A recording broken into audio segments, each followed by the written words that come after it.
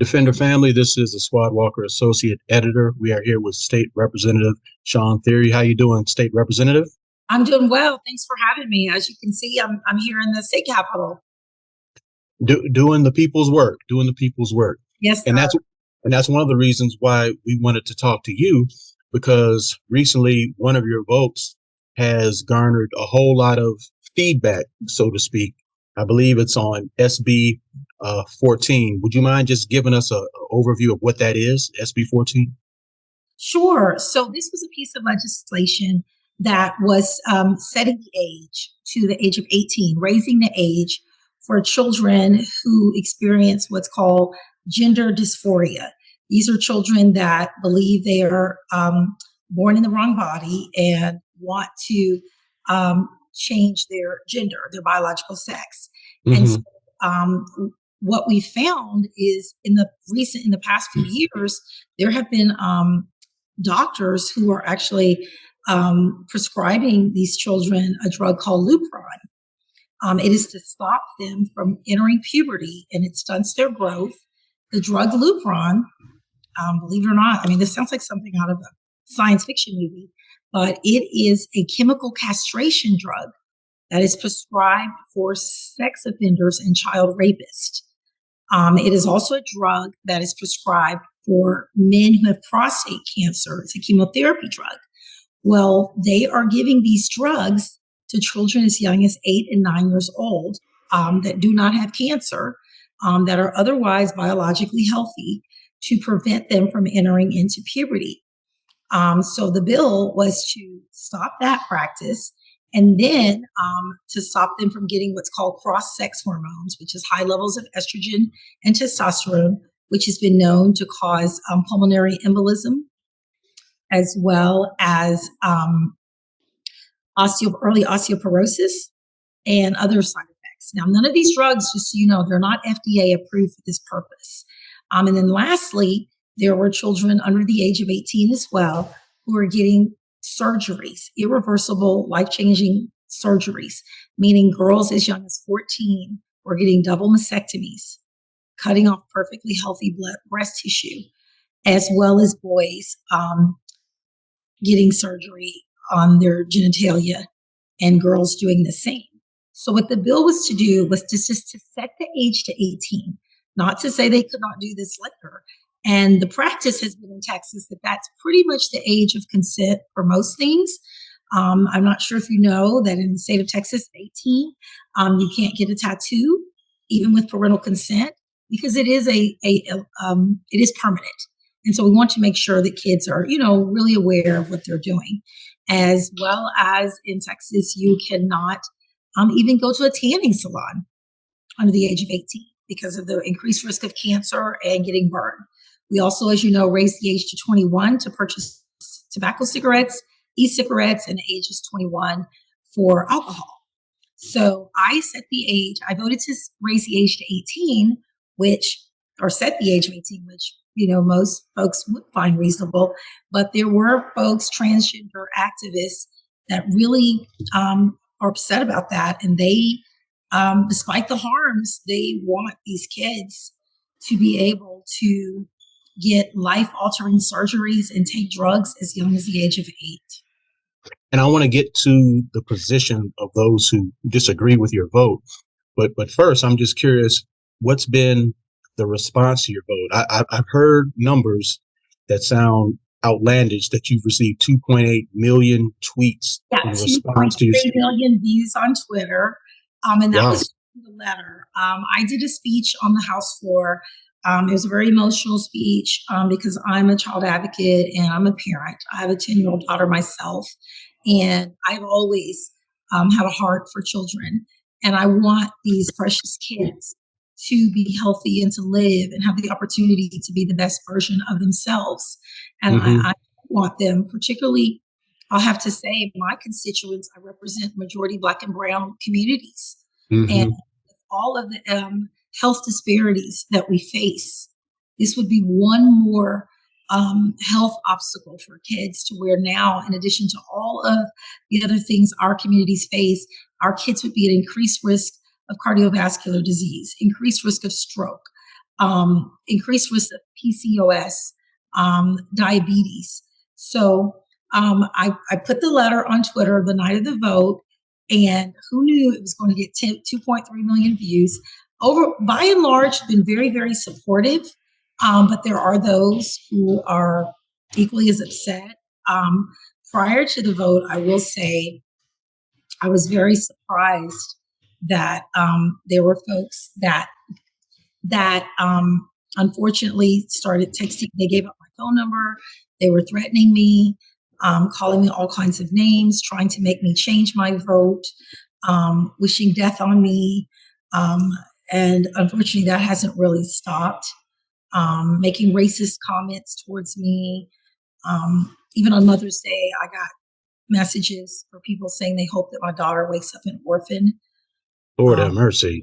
It's really bad. I put a picture of my mom. I'm the daughter of a school teacher. My mom was the first Black teacher to integrate Sharpstown Junior High. And I put a picture of me and my mother on social media, and folks said they hope she falls down the stairs. She's 82 years old. They're like, is this the Black bigot that raised you? I mean, it's really incredulous that people who would say they're for tolerance and unity would be responding this way. So I was about to ask you, like, what has surprised you most about your responses, but it sounds like that whole negativity would be it from the general public. Have you received any? And it's not, thank you, right, Scott. And let me tell you what's interesting. None of this is really, very, very little, should I say, is coming from my own community, my constituents, the people that I represent in House District 146. I met with my constituents. I met with stakeholders, and they overwhelmingly said, yes, Ms. Thierry, raise the age to 18, set the age to 18. We want to protect our kids. We do not want to stop their growth. We don't want them at increased health risk. And so it was really, it should have been a no-brainer. But then there were those of my Democrat colleagues that were afraid, unfortunately, to take a stance with me. Privately, they told me they agree. But just like what's happening to me right now, they're afraid of that happening to them. And that is why they told me they did not vote along with me. And since then, many have, come along and said, you see, Ms. Thierry, you see, Rep, this is why I didn't vote that way, because they knew they were going to be threatened. Lord have mercy. Well, I'll be praying with you and for you, but let me get to these final questions real quick. And can you wrap up the gist of the position of those who would rather see you vote a different way? Like, what is their argument that says your vote is wrong? They really just feel that, if these kids don't get these drugs at an early age, they're going to kill themselves. And that is just the most unusual argument I've ever heard. Gender dysphoria is, in fact, by every physician defined as a mental health issue, a mental disorder. And if that is the case, that is exactly why kids should be on psychotherapy and other kinds of medications to help them with this disorder. The countries, I'll just give you a little quick crash course. This treatment was not started in the United States. It was started in the Netherlands. It was called the Dutch Protocol. They're the ones that taught the United States how to use these drugs for gender dysphoria. Would you believe the very countries that taught us how to do it are all reversing course, and they agree with the bill that this is not safe anymore? Finland, Sweden, Norway, Great Britain, France, they've all pulled away from it and said, wait, now that we have more data, this isn't the way to go, and that psychotherapy is what should be used. And so really, we're lagging behind in the United States. We lagged behind when we learned how to do it, and now we're lagging behind to stop it. All of the other countries are reversing course. And so I'm listening to my people, my constituents. Those are the people that I represent. And honestly, I know that there's there's political fallout, but I'm here for the kids and my constituents. And I think children are not political pawns.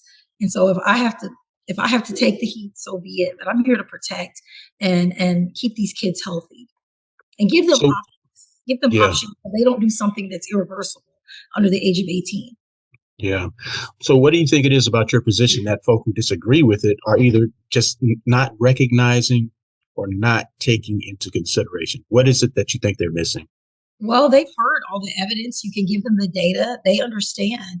Some of these groups, just like We have the far right, as we call them, the MAGAs. Some of these people are fringe on the other side, and they really can't, unfortunately, be reasoned with. It's sad that, and you have to remember too, this is big business. There are pharmaceutical companies making a lot of money on these drugs that they give kids, plastic surgeons making a lot of money on the surgeries. A lot of folks have said that, in the next 5 to 10 years, when we finally have the data with all of the harm that we're seeing, this will probably be the biggest medical scandal in a century. We've seen this before. We watch commercials every day that say where you or someone you love harmed by such and such drug, call this number for a class action. It's not unreasonable to see that. And by the way, what really also influenced my vote is I met children, young people who are called detransitioners. These are kids that are over the age of 18 now who've had this treatment done to them and want to reverse it. And they are suffering. I met a young lady who's only 20 and she's had a double mastectomy and a full hysterectomy. She has the health panel of like a 65-year-old woman. She has osteoporosis. She came and talked to me and she was in tears and she just said, Thierry, I wish I had waited. She said, I can never get my breast back. She's sterile, obviously, with hysterectomy. Right. I can never have children. She said, I thought that I was a man, wanted to be a man. And she told me, I'm really just a lesbian. And there's no going back for this young lady. I met a young man who actually drove from Dallas the other day to my office to shake my hand for my vote. The same thing. He transitioned to a full woman. He had breast implants. He was on high levels of estrogen. He said he woke up one day and he said he thinks it was the voice of God, and he fell to the floor and he said, what have I done to myself? So he started trying to reverse it. And he's really struggling. He's now 26. He has tremors on the entire left side of his body.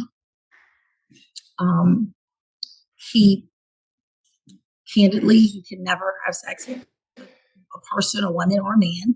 His male genitalia is ruined from the estrogen. He's got a lot of problems. And I asked him, I said, well, did you think you were a woman while you were so young, or were you just gay? And would you believe he burst in tears and said, Thierry, I'm not even gay. He said, after all of this, he said, I was very lonely. He said, I was a little boy. My parents were immigrants. And he said he got on YouTube and he met this community. And the term he used is love bombing. He said, they love bombed me and they made me want to be a part of this community. And it's sad, they call it social contagion. I know that some children genuinely have this condition. Some are influenced, but either way, it's unimaginable to me and unconscionable that we would do this to any child under the age of 18. They can't consent to a lifetime of being sterile or infertile. They can't consent to chemical castration. They can't consent and really appreciate the consequences of cutting off their breast and shrinking their genitals. Right. It really is. It's something that's, kind of just almost unbelievable. And I don't think that we should have to fall on party lines. I think all responsible parents and adults should stand up for these kids. Yeah. And then finally, where does SB 14 stand right now? Well, it's passed the House. It passed the Senate already, and then it passed the House. So it's headed back to the Senate. As long as there are not changes, it's going to go to the governor's desk and become law in the state of Texas. Keep in mind, I wasn't the swing vote. I didn't make the bill pass. I just put it up for kids. My vote didn't really affect it one way or another. I just cast my vote on behalf of my constituents who asked.